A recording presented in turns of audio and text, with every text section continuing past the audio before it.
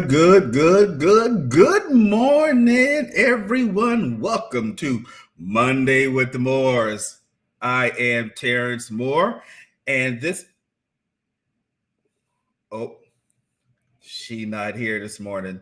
Y'all pray for your girl, Cheryl. She no feeling good. She not feeling good this morning. But this is the day the Lord has made, and we shall rejoice and be glad in it. This is not going to be a very long session because, I'm not the talkative one. I'm usually the one sitting in the background, usually the one that just kind of like chilling and everything and just listening and just participating. Okay, let me stop that. It is great to be here this morning. This has been a very, very interesting past season that we have just experienced, one that we are in right now. And you know what? We have a whole lot to even consider and think about as we move forward. So share this, let your friends know, let your acquaintance know that we up in this piece. We are here. One of the things I kind of want to, not kind of want to, but it's really want to talk about this morning is this past week. That's right, election week. This past week has really been very interesting. I mean, I don't know if you all agree with that, but it has been a very, very interesting week. We have had, I would say, a very, very interesting 6 months, to say the least. We have gone from, hey, we have two old guys that are vying for the presidency. Then we went down to one old guy that's vying for the presidency. Then we went from one old guy vying for the presidency to now one old guy and an Indian Jamaican American / Black American. Then we go woman. That's a whole lot that has occurred in a very, very short period of time. And this was the opportunity to see where we are as a country, where we were as a country. And there was so much information, so much disinformation, so many things that as people had to filter through, had so much coming at us fast, new, and in addition to that, we're having to learn about a new candidate that has really been in the background for over 3.5 years and now has been thrusted to the forefront.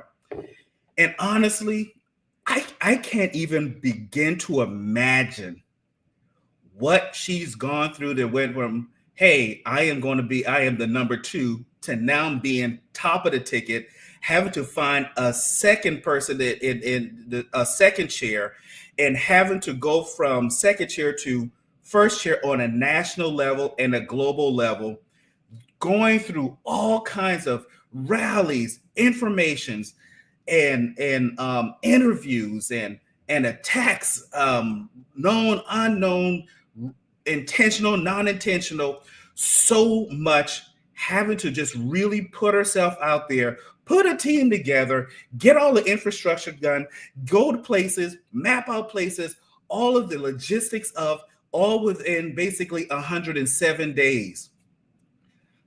I don't know how many people have the ability to do that.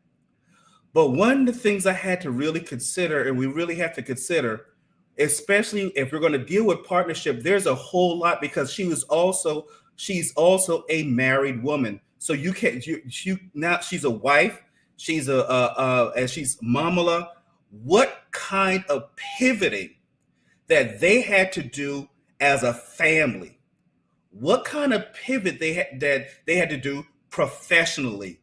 How did that disrupt the family? How did that disrupt the structures that she had and her husband had existing in her life? And if you really think about it, as partners and those who are in a relationship, when there are sudden things that occur in our lives, we have to pivot. We have to pivot strong. We have to refocus, become real disciplined. And in this case, she had to do it, and everybody in her sphere had to do it in a very, very short time. That is truly reality. You got to think about this. That is huge.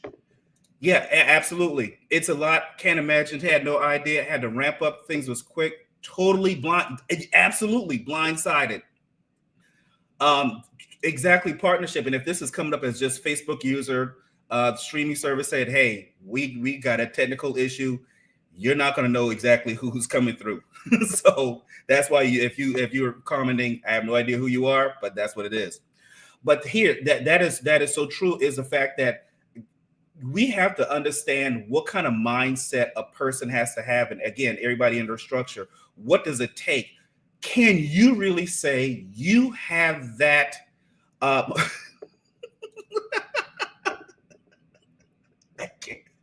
see, when she not here, she here.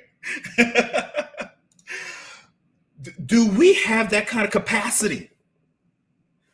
Do we have that kind of capacity? Because we can be very critical of someone else change and shift, but can we measure up to the same shift and expectation that we have placed on others? Can we measure up? Because we're good on criticizing, we're good at pointing a finger and realize, hey, why did they do that? This is wrong, and we don't have that capacity, that mentality, that kind of growth mindset. We don't have that kind of systems internally or externally.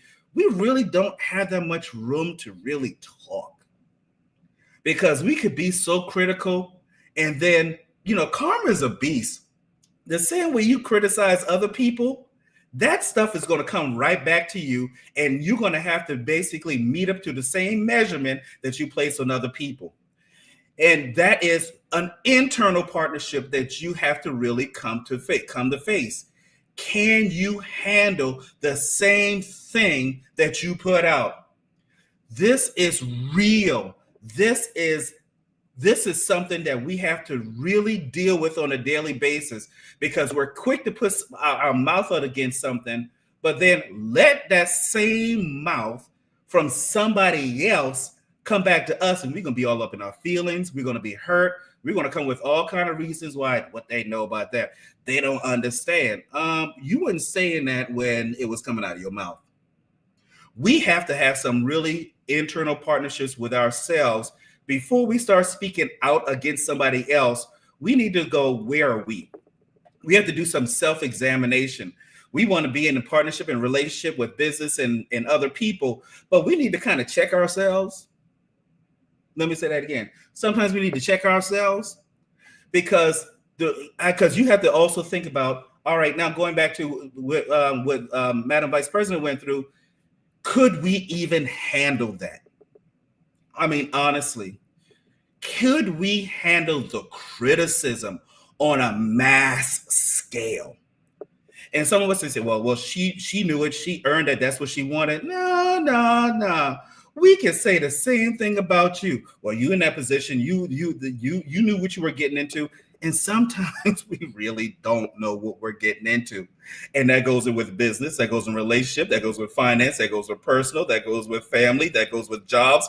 All these things, we think we know what we're getting into and then when the rubber meets the road, we really don't. And things shift. Things change. We're in an economy that things have shifted. We've gone from a no pandemic to pandemic to post-pandemic, and all three of those phases are extremely different. And we had to pivot 3 times, and people are still pivoting or trying to pivot. We still see people, churches, organizations that are still trying to operate in a pre-pandemic, in a post-pandemic way, in a pre-pandemic mentality. And we've been through this for over 3, 4, coming up on 5 years, and people are still stuck. And here we are. We have a situation where that a couple, an administration, a person had to pivot within 107 days. We have to learn to shift like that, because things are changing just that quick. The economy is changing just that quick. Our community is changing just that quick. Our relationships are changing just that quick. Partnerships, reality, things are changing just that quick. And we have to really honestly be mindful and be aware that things change constantly. We have to be ready. And I strongly believe that the election season really showed not only where we are personally, but also where the country is, where the community is, where certain demographics are. There's a lot that the election really exposed who we are on in many cases. Why was this election important to me? Why is it important to someone that you're in partnership with? Why is it important to the business that you're in? Why is it important to where you work? It's because that this past election was truly a pulse check of your entire environment, the political environment, the financial environment, the economic environment, the community environment.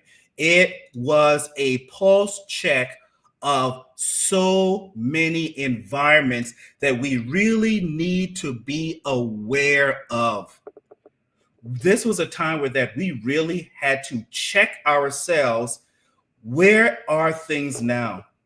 And you have to go, now that I know where things are now, how does this affect me and what must I do to really pivot? We honestly, we have to do, and this is not for political, this is not tied to politics. This, I'm just using this as a principle. We have to do a Kamala pivot. That's what I'm gonna call it, a Kamala pivot, a Kamala pivot, excuse me. We have to do a Kamala pivot. What do I mean? Terrence, what the heck do you mean by a Kamala pivot?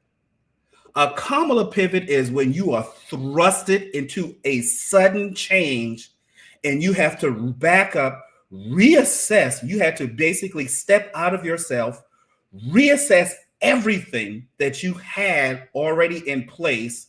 When a sudden change occurred, how do you operate? Because she could not operate the same way as a number two when you're thrusted suddenly into a number one. Let me think about that. That's the type of environment we're in. We are in an environment that is changing quickly. We are in a technological environment that is changing very quickly. We're in a financial environment that we are changing very quickly. We are in an educational environment that is changing very quickly. We are in a political environment where that we are changing very quickly. The question is, what are you going to do to change and modify and pivot very quickly? This stuff, honestly, if you really think about it, it wasn't really a big surprise. There were signals that was already, yeah, the VP is a human blueprint for exactly. There have already been signals, excuse me, in the environment that we missed, that we didn't take notice of, that we should have taken notice of. I heard a podcaster say, hey, we saw the signs, but we ignored the signs. How many of us have done that in relationships, workplace, entrepreneurship? How many financially? How many of us have seen the sign, or we say the red flags, and we didn't do anything about it? I like what this one podcaster said. He said, we should have known what was coming down the pike or have an idea when Elon Musk purchased Twitter. Twitter was losing money, but you have a multi-billionaire or multi-millionaire, but I think it was multi-billionaire at the time, purchase a losing company and its media. When he got that particular purchase of media, the funnel of information, excuse me, media. He purchased media. How information is going to be distributed, received. He purchased media, made it more of a very conservative platform under the guise of free speech. However it happened, it was media, the information, dissemination of information. And then suddenly, I should have had water with me. Then suddenly, hey, I am going to align myself with a political candidate leveraging my asset. He was very forward thinking. Media, very forward thinking. How many of us can be very forward thinking when we see, excuse me, when we see the signs, when we start saying, hey, this is how I want to affect. My queen is just so awesome. She just brought me some water. Excuse me, y'all. Thank you for being patient. We have to be very forward thinking. If we want society and finances to change in the future, we have to start doing something at this moment. That's what he did. He already saw himself being a major voice and a major asset. He may not have understood in what way, but he already said, I must control information. I have to control information. Oh, Lord. That's worth several drinks.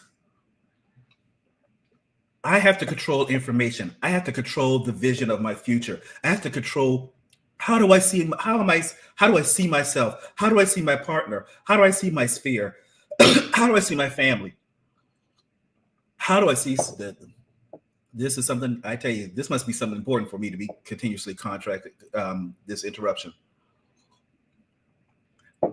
He saw it. How many of us take the time to see how we want to live in our future? How many of us have actually taken the time to write the vision and make it plain? How many of us have taken the time to say, hey, this is where I want to be, and these are the steps that I have to take?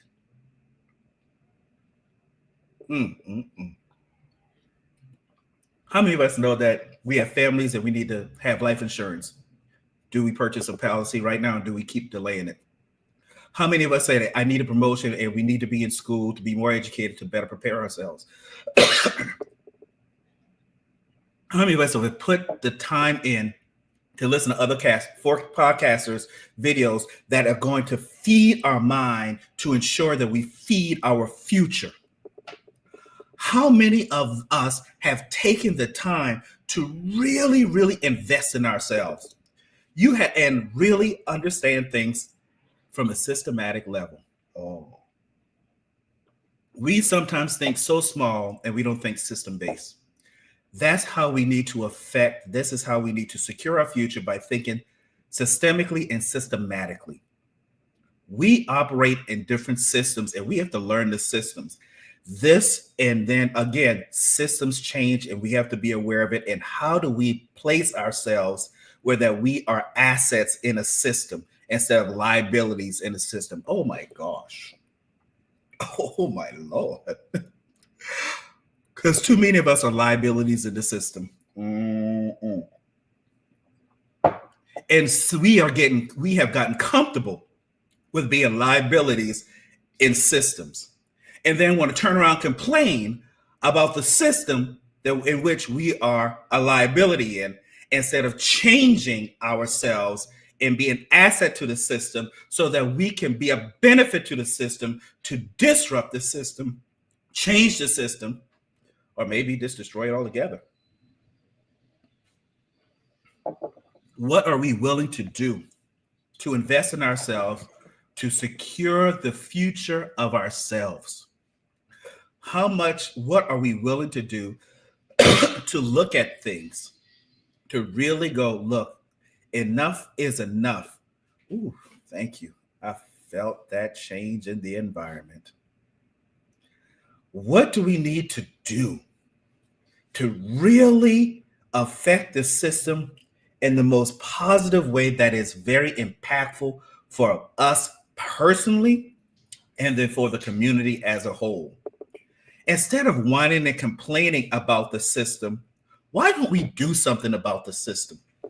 But in order for us to do something about the system, we have to understand the system.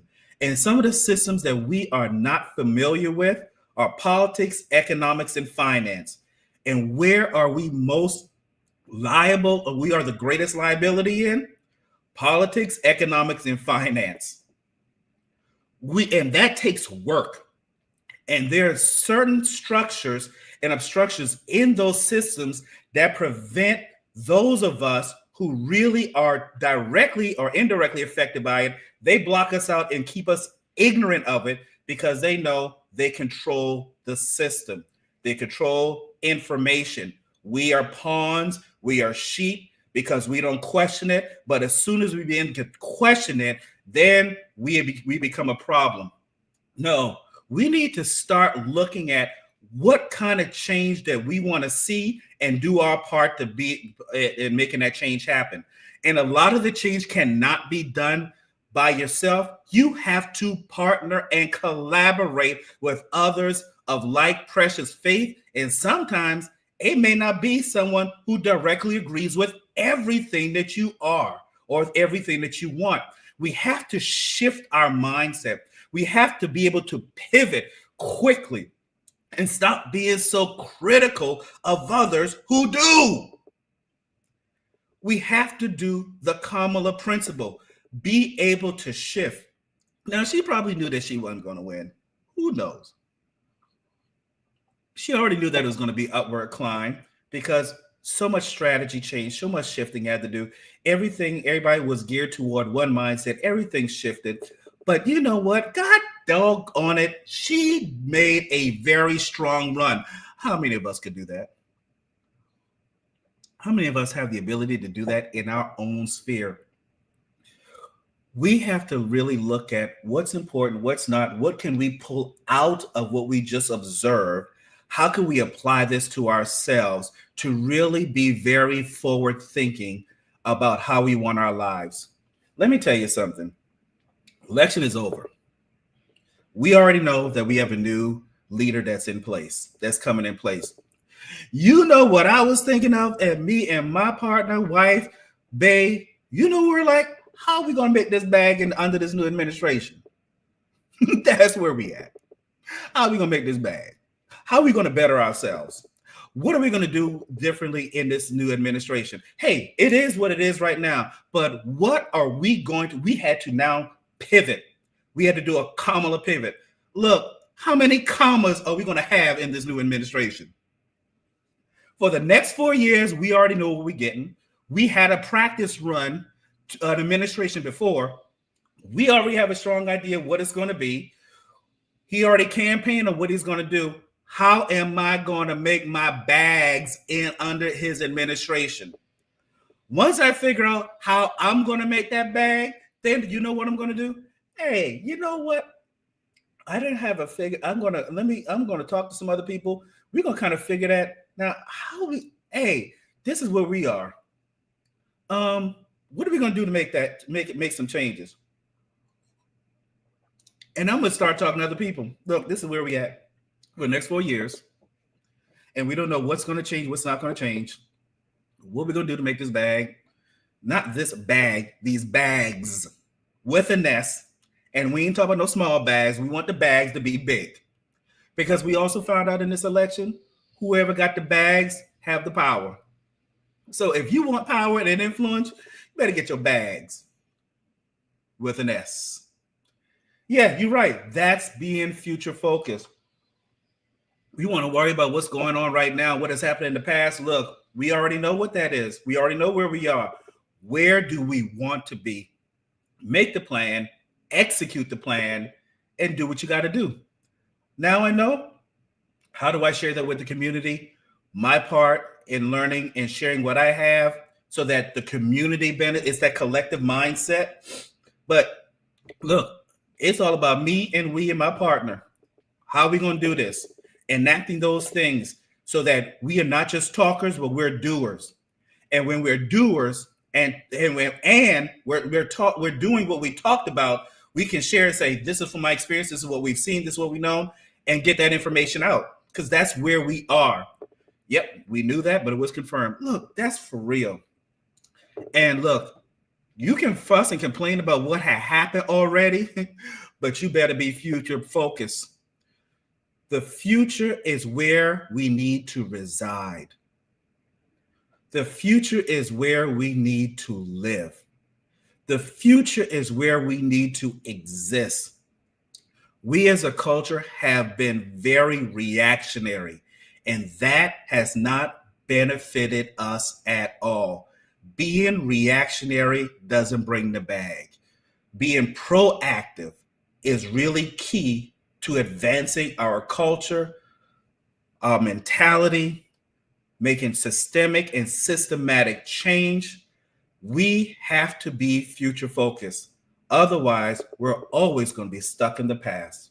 We're always going to be stuck in the present, and it doesn't benefit us. It doesn't benefit the community as a collective.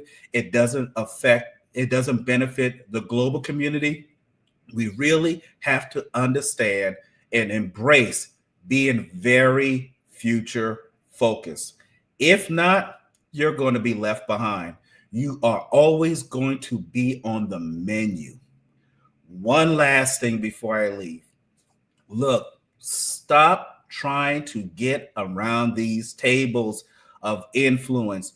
We already know that doesn't work because they ain't going to let you in. They're gatekeepers. They're only going to let a few people in, no matter what the table is, black, white, brown, no matter what. If that table is not progressive and benefits the collective as a whole, that ain't the table that you want to be at. Create your own table. Don't mimic. Please do not mimic the existing table. They use maple, you use oak. They use plastic legs, you use steel. They have high back chairs, you use low back chairs. They have leather, you use pleather. I don't care. Change the table, change the seating. They have it at a long table. Make yours triangular, rectangular, circle. Circle is more collective and community. There's no head, there's collective. Change the freaking table if you want a different outcome. We already know what the existing table looks like, what kind of impact it does not have. Why do you want to recreate it just so you could be at a table? No, recreate, find those of like precious faith, move forward, and think about your bag for now. For just you act now because you're doing it for the future. All right, I'm out. God bless you. Even though you're seeing one, you're actually feeling two, because you already know. Wifey had already checked in. I love you, baby girl. I miss you. This ain't the same, but it is what it is. When you see one, you see two. All right, God bless you. You all take care of yourself. Share this live.